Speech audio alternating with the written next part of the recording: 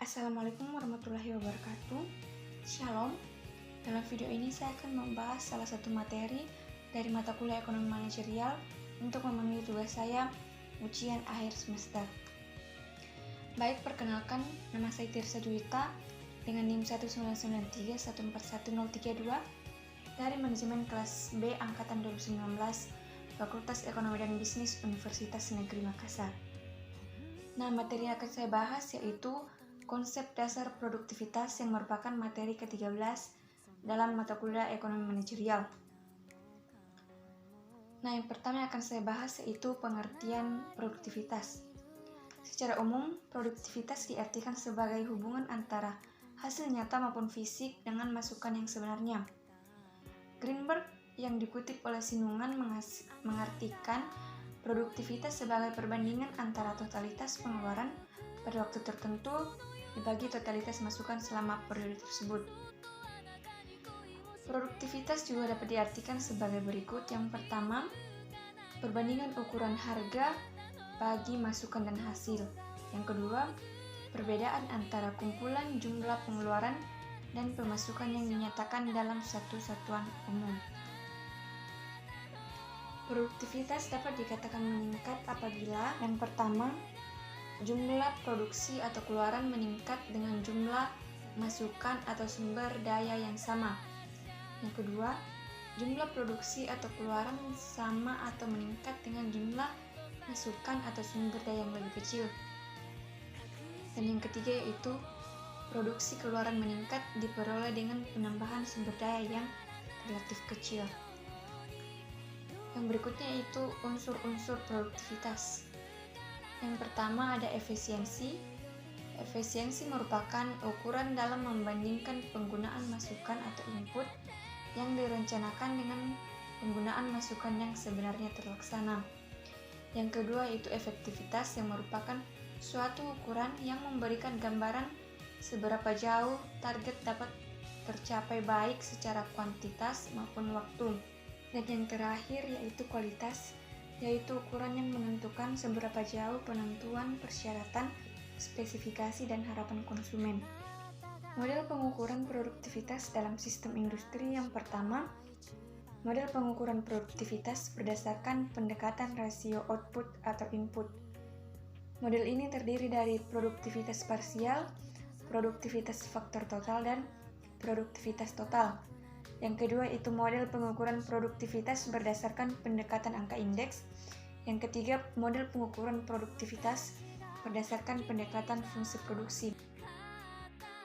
Pada tingkat sektoral dan nasional, produktivitas menunjukkan kegunaannya dalam membantu evaluasi penampilan, perencanaan, kebijakan pendapat, upah, dan harga melalui identifikasi faktor-faktor yang mempengaruhi distribusi pendapatan, membandingkan sektor-sektor ekonomi yang berbeda untuk menentukan prioritas kebijakan bantuan, menentukan tingkat pertumbuhan suatu sektor atau ekonomi, mengetahui pengaruh perdagangan internasional terhadap perkembangan ekonomi, dan seterusnya.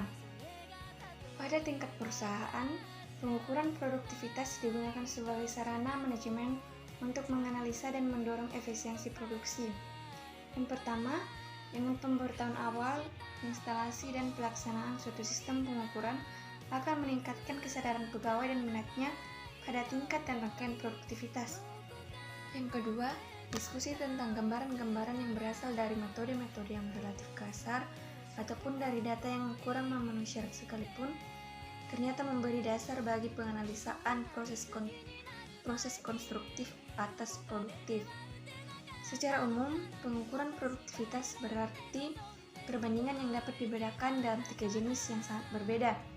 Yang pertama, perbandingan antara pelaksanaan sekarang dengan pelaksanaan secara historis yang tidak menunjukkan apakah pelaksanaan sekarang ini memuaskan, namun hanya apakah meningkat atau berkurang serta tingkatannya. Yang kedua, perbandingan pelaksanaan antara satu unit dengan lainnya. Pengukuran seperti itu menunjukkan pencapaian relatif. Yang ketiga, perbandingan berdasarkan sekarang dengan targetnya, dan inilah yang terbaik sebagai memusatkan perhatian pada sasaran atau tujuan. Paling sedikit ada dua jenis tingkat perbandingan yang berbeda, yakni produktivitas total dan produktivitas parsial. Yang pertama yaitu produktivitas total, merupakan perbandingan antara total keluaran dengan total masukan per satuan waktu. Dalam perhitungan produktivitas total, semua faktor masukan terhadap total keluaran harus diperhitungkan. Yang kedua, produktivitas parsial. Nah, produktivitas parsial adalah perbandingan dari keluaran dengan satu jenis masukan atau input per satuan waktu seperti upah, tenaga kerja, kapital, bahan, energi, beban kerja, dan lain-lain.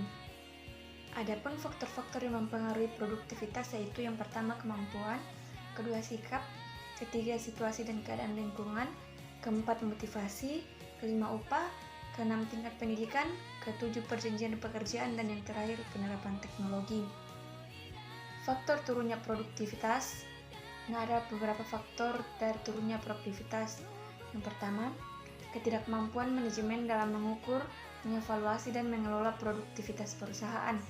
Yang kedua, motivasi karyawan yang rendah karena sistem pengukuran dan penghargaan yang diberikan tidak berkaitan dengan produktivitas dan tanggung jawab dari perusahaan. Yang ketiga, pengiriman produk yang sering terlambat karena ketidakmampuan memenuhi jadwal yang ditetapkan sehingga mengecewakan pelanggan. Keempat, peningkatan biaya-biaya untuk proses produksi pemasaran. Yang kelima, pemborosan menggunakan sumber daya material, tenaga kerja, energi, modal, waktu, informasi, dan lain-lain. Keenam, terdapat konflik-konflik dan hambatan-hambatan dalam tim kerjasama yang tidak terpecahkan, sehingga menimbulkan ketidakefisienan dalam kerjasama dan partisipasi total dari karyawan. Berikutnya, ketiadaan sistem pendidikan dan pelatihan bagi karyawan untuk meningkatkan pengetahuan tentang teknik-teknik peningkatan kualitas dan produktivitas perusahaan. Yang terakhir, kegagalan perusahaan untuk menyesuaikan diri dengan tingkat peningkatan dan pengembangan ilmu pengetahuan dan teknologi dalam industri. Demikian materi yang bisa saya sampaikan. Kurang dan lebihnya mohon dimaafkan. Sampai jumpa di video berikutnya.